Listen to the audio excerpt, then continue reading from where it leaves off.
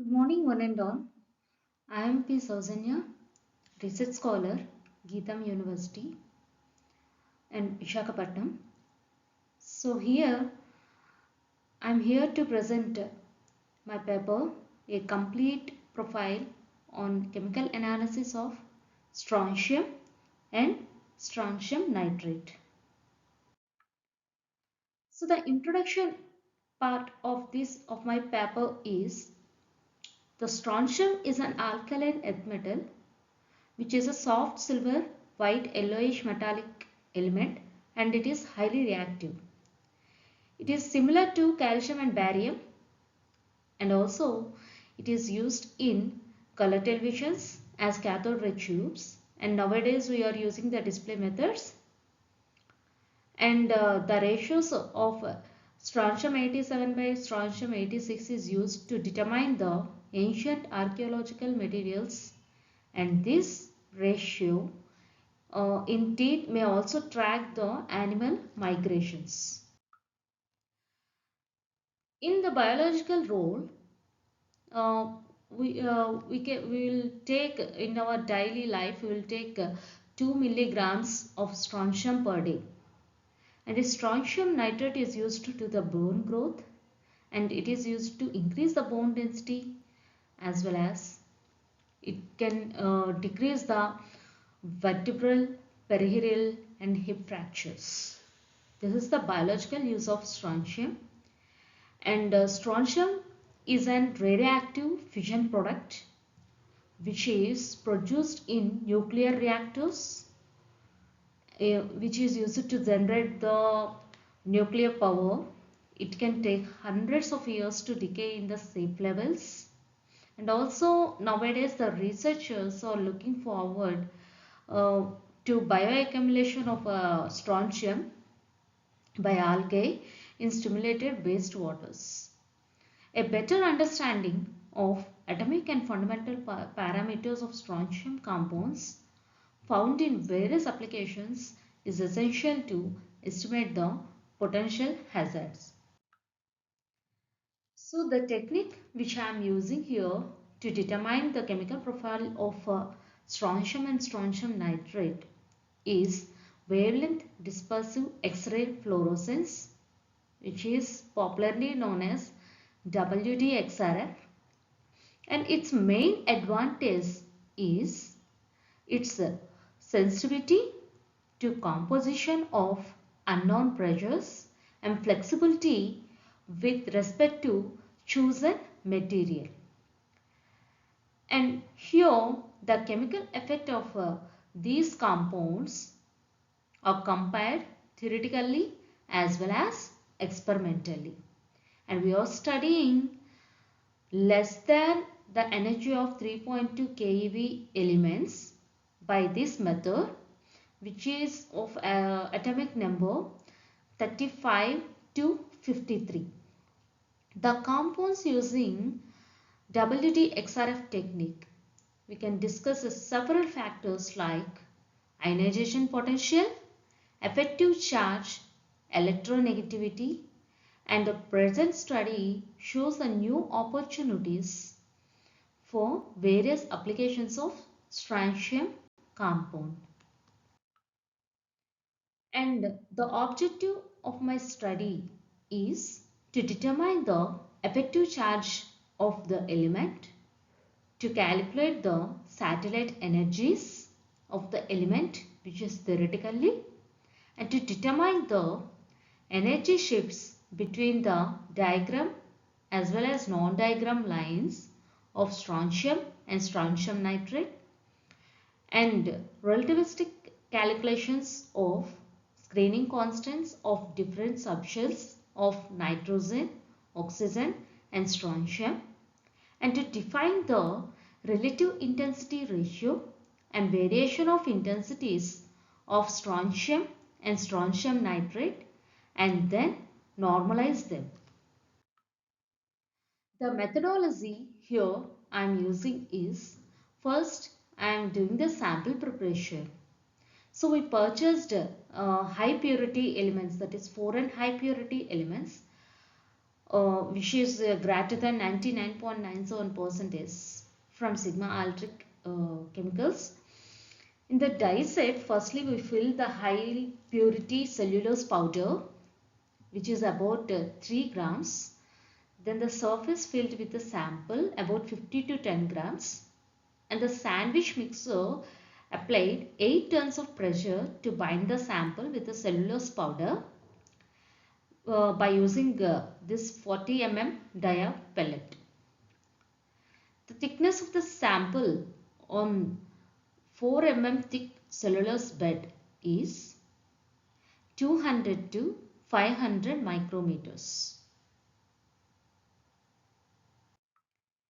After pellet pressing, we make sure that there is no loose powder on the surface. So otherwise it will contaminate the surface of the spectrometer. So before and after using the press pellet, we clean the dia set using acetone and store it properly. And the figure here which is shown is the shape of the pellet which we prepared for analysis. And to study the L shell spectra of strontium compounds on high performance sequential WDXRF spectrometer, here we use the model of S8 Tiger Bruker Germany, fortified with RH anode X-ray tube. It is also provided with automated sample changer and a gas flow proportional, that is of 90% argon and 10% methane. So this gas flow proportional detector is used to record low and high characteristic X-ray intensities which are monochromatized by high resolution PET crystal. And the normal time of every spectrum was nearly 20 minutes. For L region, the spectra was scanned from 2139.3 electron volts to 1473.337 electron volts with a step size of 0.4 electron volts. So this is the instrument which we used for the sample analysis.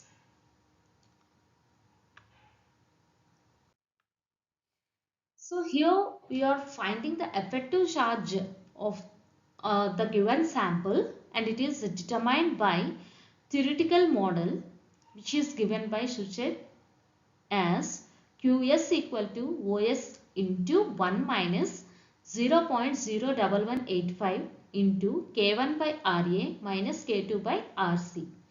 Here Os is a valency state of matter, K1 and K2 are number of electrons, Ra and Rc are ionic radius of a metal atom and ligand.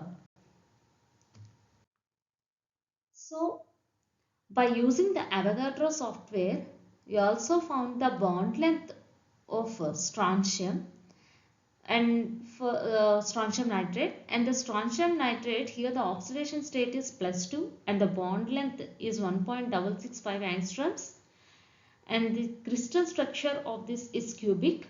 So by using these factors, we calculated the effective charge, which is 0.194 nanometers.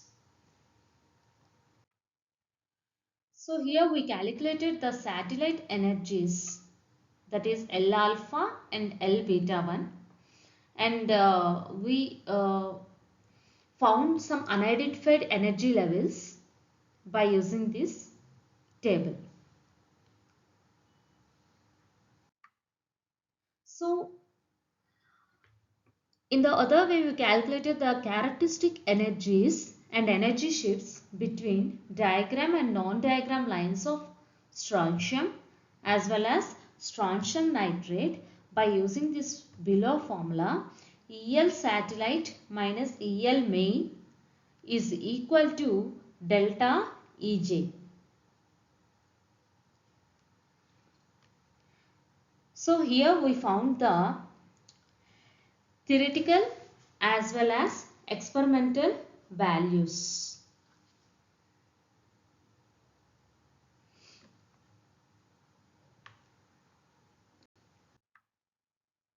So this is the other satellite lines values.